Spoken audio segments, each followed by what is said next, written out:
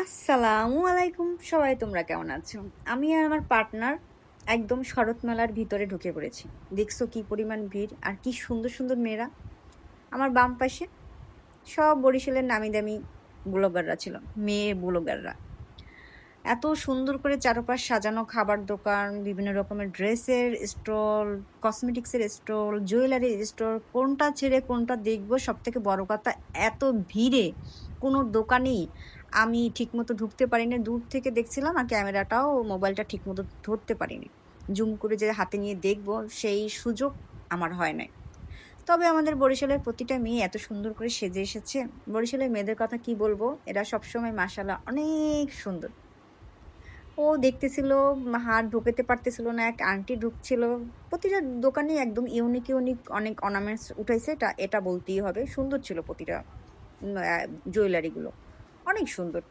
কিন্তু হাতে ধরে যে দেখবো তার আর সুযোগ পাচ্ছিলাম না।